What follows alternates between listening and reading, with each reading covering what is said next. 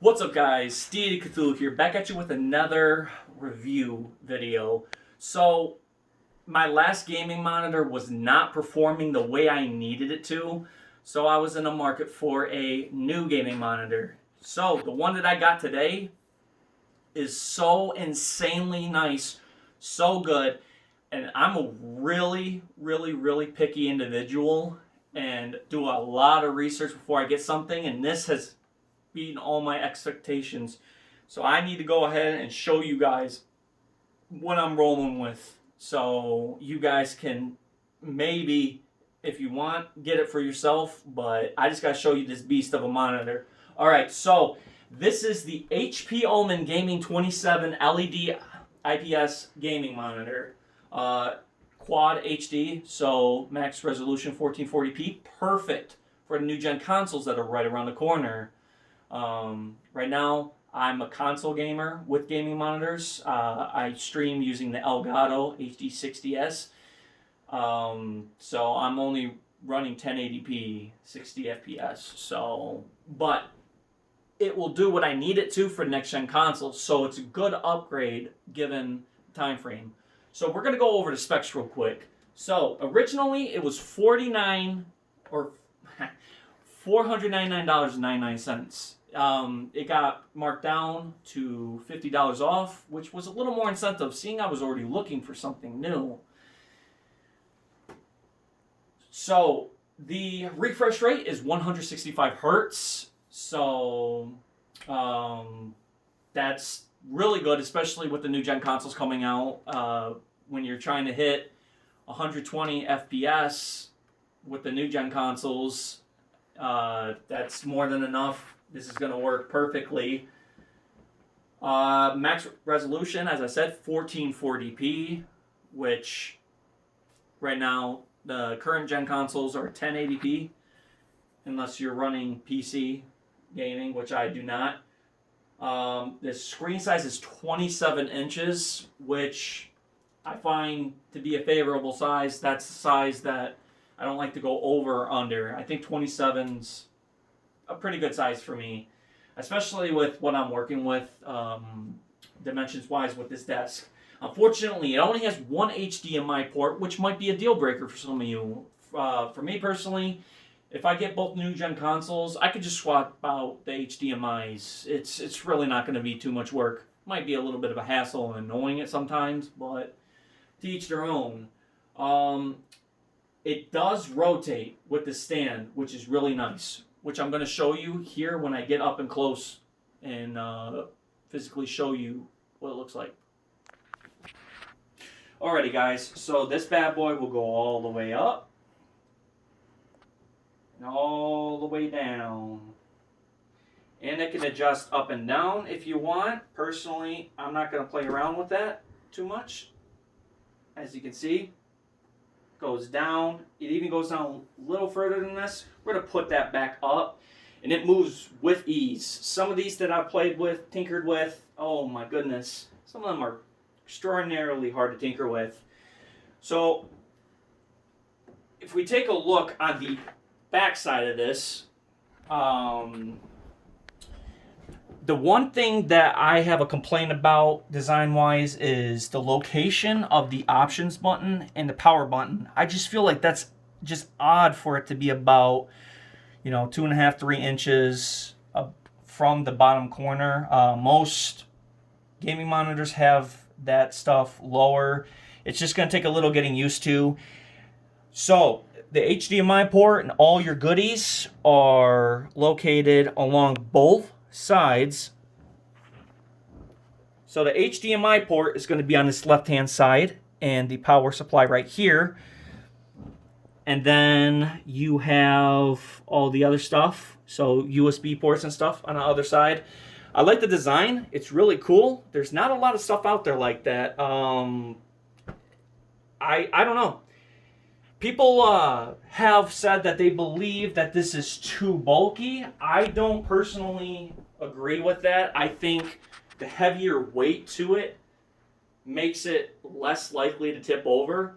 But a word of caution. If you do get this bad boy, be careful because the overall product weight is 17.1 pounds, and without a doubt, 15 of that is the stand itself. That's like a small dumbbell. If you drop this on your foot, you drop this, you smack into something, it can do some damage. But on the plus side, it would take a lot of force to knock this bad boy over. I mean, looking at my setup, you can see why I don't view it as a con. So, last but not least, we're going to show you guys how Call of Duty Black Ops 4 looks like on screen. And let me tell you, it's going to be amazing. Stay tuned. This is what it looks like booting up.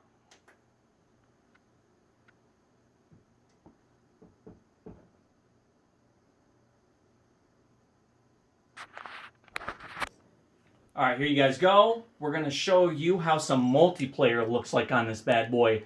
So right off the bat, you're going to notice that the colors are just absolutely insane. They look amazing.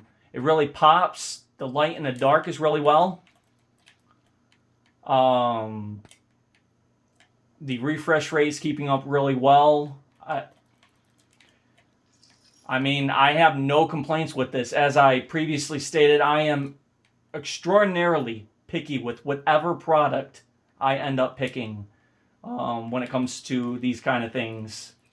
And I can just tell you without a doubt that this bad boy and monster of a gaming monitor performs well above what I expected.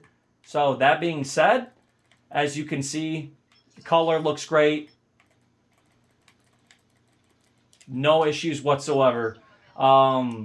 This is going to be great for FPSs, which is mainly what I'm going to use it for. I might play some other genres and whatnot, but shoot, it looks great for what I'm personally doing with it. I hope you guys enjoyed this. We're going to back out real quick, and I'm going to show you what some of the different settings look like before we wrap this up, just in case you're not familiar with some of the different settings. So, what you can do is the dial on the back, you just push in. You're going to go to the right-hand side. You're going to push left once, and you're going to go down to color. There are going to be a lot of different modes. I'm personally using gaming. It really brightens it up. It really makes the color pop. If you're going to use this for a whole bunch of different stuff, you might want to play around with the different settings. There's movie. There's standard, which is a little on the dark side. Warm, cool, native, low blue light, HP Enhance Plus. You can play around with the RGB if you want. There are 3 different settings for the HP Enhance. So we're going to go ahead, we're going to keep it at gaming. Now, you can play around with the dynamic contrast, sharpness, the video level, all that other stuff. And then there's a gaming menu. The gaming menu is what you're going to want to make sure you go ahead and play with. If you want FreeSync on, keep it on. If you want it off, keep it off. Response time, you could put it on 1, which is the lowest, 2, 3, and 4, which is the fastest. Whatever really, goes good with you. This is one of those monitors that do have the crosshair function. I do not recommend it. Not that I've ever used it. I played around just to see what it looks like. It's not something that's going to help you. It's a huge crosshair in the middle. It's just going to block your line of sight. Don't ever use that thinking it's going to give you an edge. It won't. Just get good. But with that being said, anything else with this bad boy is 100% on whoever is functioning or playing with it, however you personally want it. But that's how I have this bad boy set up. As you can see, this is a bad boy, like no other. I'm actually going to show you just briefly what the other monitor was. It was this, the Acer Gaming XG series monitor. It's sort of kind of a bummer. It's been around for a while, at least 2 years, I believe, maybe even longer. I've heard a lot of good things. It has muddy color, and the thing with coloration and whatnot, when you're playing an FPS, if it's muddy and everything looks the same kind of color, that person's head that might look like a rock because it blends in with the map could be a person sighting in and shoots you and gets you, takes you off a streak, gets a free kill on you because the monitor's not performing the way you need it to. I highly recommend this. I was playing around with it a lot. Everything is just amazing on it. Starting tomorrow, I'm going to be using this bad boy every single day. I hope that helps some of you that are in the market for a gaming monitor. I'm not endorsing this. I'm not telling you, hey, go out there and buy this. But I will tell you this. This is great, especially for someone as picky as me. And I try to nitpick every single small thing. I couldn't find any issues with this. I don't like the placement of the power button in the options menu, but that's about the only issue I have. I think 15 pounds is heavy for a stand, but it will prevent it from getting knocked over, so you can't be too bummed at the end. Anyways, I hope this helps some of you. If it did, drop a thumbs up, leave a comment, subscribe if you haven't. I have a lot of content on the way. With the whole COVID thing, it's putting a damper on things, especially when you're working with the editor to get perfect content for you guys.